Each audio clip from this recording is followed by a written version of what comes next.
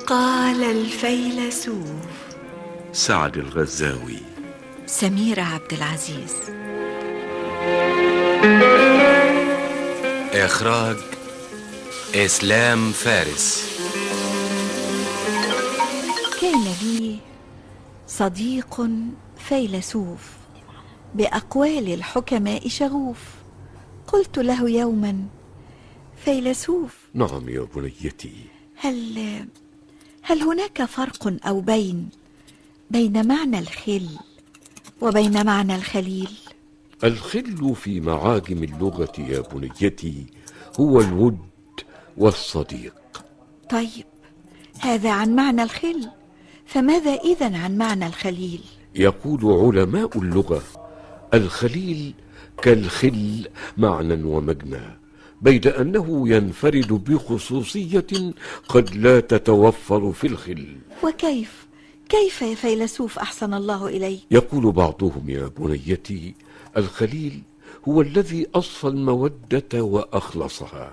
نعم. ويقول آخر: الخليل هو المحب الذي ليس في محبته خلل على الإطلاق.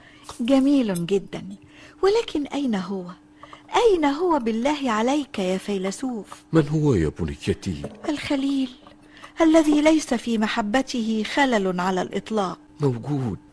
موجود يا بنيتي. فدلني عليه أحسن الله إليك وإلي. يدلنا عليه ويرشدنا إليه حكيم شاعر وشاعر حكيم، فيقول: يا بنيتي، إذا ما كنت متخذا خليلا فلا تثقن بكل أخي إخائي. يا سلام.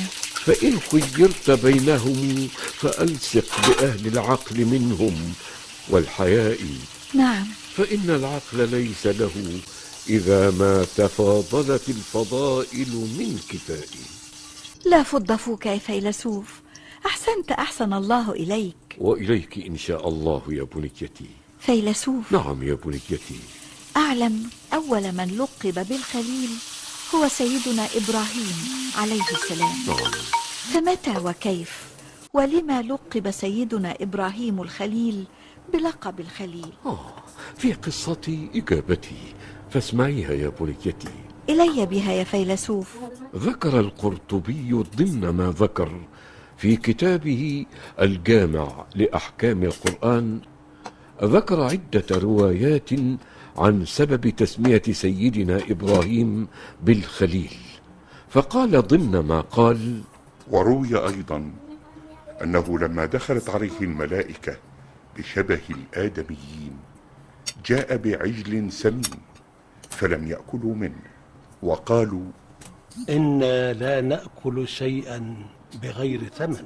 قال إبراهيم عليه السلام: فأعطوا ثمنه وكلوا. وما ثمنه؟ قال إبراهيم عليه السلام: أن تقولوا في أوله بسم الله وفي آخره الحمد لله. يا سبحان الله، حق على الله أن يتخذه خليلا.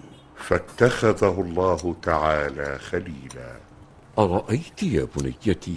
نعم، ولكن ما خير ما تود أن تختتم به حديث الليلة في أمر الخل والخليل؟ روي يا بنيتي أن رسول الله صلى الله عليه وسلم قال: المرء على دين خليله، فلينظر أحدكم من يخالل. الله. وروي أيضا، ولكن لا عليك يا فيلسوف، يكفيني شرفا ونبلا أن وفقني الله إلى من أخالل رغم تعلله دائما بكثرة المشاغل. بنيتي، لذلك أبادر فأقول: إلى الغد إذن يا فيلسوف.